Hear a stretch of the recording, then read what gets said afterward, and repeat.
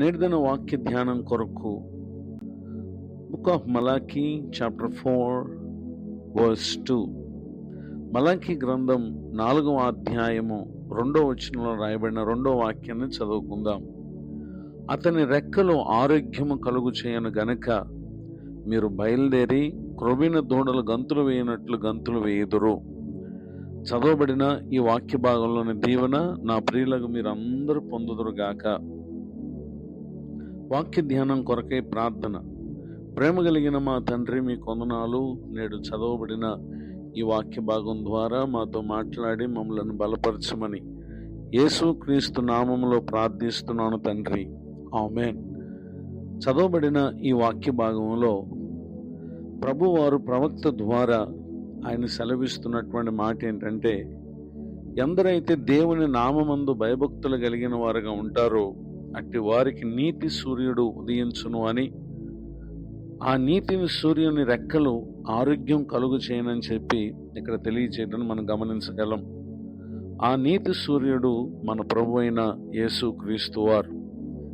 ఎందరైతే దేవుని నామమందు భయభక్తులు కలిగిన వారుగా ఉంటారో నిశ్చయముగా వారి జీవితాలపై ప్రభువారు ప్రకాశిస్తారు.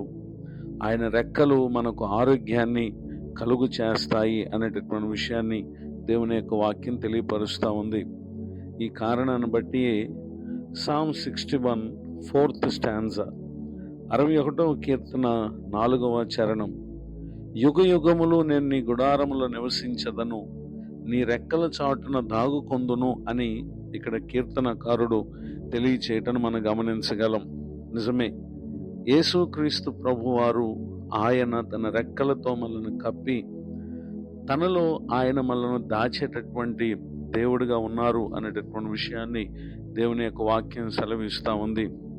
ఈ కారణాన్ని బట్టి book of Ruth chapter 2 verse 12, Ruth గ్రంథం 2వ అధ్యాయము 12వ వచనంలో రాయబడినటువంటి వాక్యాన్ని మనం చదివినట్లయితే, యెహోవా నువ్వు చేసిన దానికి ప్రతిఫలం ఇచ్చును, ఇశ్రాయేలు దేవుడైన యెహోవా రెక్కల క్రింద సురక్షితముగా నుండునట్లు నీవు వచ్చితివి, ఆయన నీకు సంపూర్ణమైన బహుమానం ఇచ్చునని ఆమెకు ఉత్తరమిచ్చాను.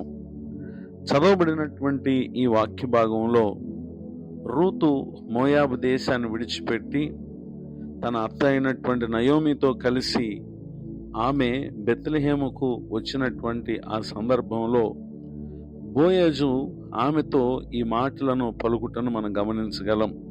నిజమే, ఆమె ప్రభు రెక్కల క్రిందకి వచ్చినటువంటి విషయాన్ని అతడు తెలియజేస్తూ, నిశ్చయముగా నీవు సురక్షితముగా ఉంటావు, ఏ దేవుని రెక్కల క్రిందకు నువ్వు వచ్చావో ఆయన నీకు ప్రతిఫలం ఇస్తారు, నీకు సంపూర్ణమైన బహుమానం ఇస్తారని ఇక్కడ తెలియపరచడం మనం గమనించగలం.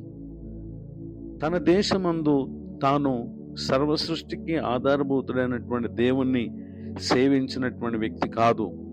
అయితే నయోమిని బట్టి ఆమె నిజదేవుణ్ణి తెలుసుకుంది. ఆమెతో పాటు వచ్చుటకు మనసు కుదుర్చుకుని ఆమె వెంట బెత్లెహేముకు వచ్చినటువంటి విషయాలను పై వచనాల్లో మనం చూడగలం. ఈ మాటలు వింటున్నటువంటి నా ప్రియ సహోదరి సహోదరులు, ప్రభు రెక్కలు అవి మనకు మేలు కలుగు చేస్తాయి.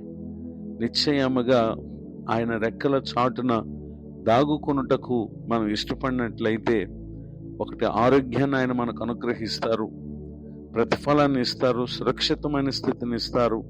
అంత మాత్రమే కాక సంపూర్ణమైన బహుమానాన్ని కూడా ఆయన మనకిస్తారు. గొప్ప కాపుదలను కూడా ప్రభు మనకు దయచేస్తారు.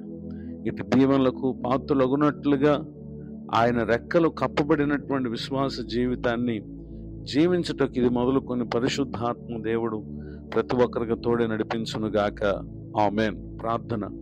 ప్రేమ కలిగిన మా తండ్రి, మీకు వందనాలు.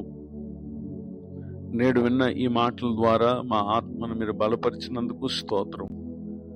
మమ్మలను మీ పట్ల మేము కలిగి ఉన్నటువంటి భయభక్తులు విశ్వాసాన్ని బట్టి మీ రెక్కలతో మమ్మలను కప్పి కాపాడుతున్నందుకు మీకు స్తోత్రం.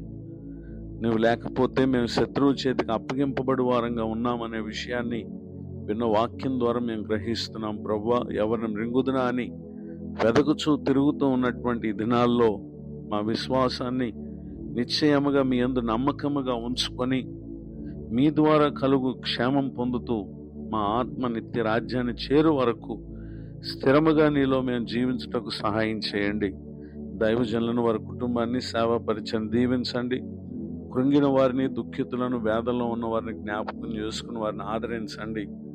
మరి యొక్క నూతన సంవత్సర దయాకిరీట నిధనం పొందిన ప్రియులను మీరు దీవించి తమ ముందున్న కాలమంతా మీ రెక్కల చాటున దాగి ఉండే విశ్వాస జీవితాన్ని మా ప్రియులు జీవించడానికి సహాయం చేయండి. యేసుక్రీస్తు నామములో ప్రార్థిస్తున్నాను తండ్రి, ఆమేన్. తండ్రి, కుమార, పరిశుద్ధాత్మ దేవుడితోనే నడిపించునుగాక, ఆమేన్.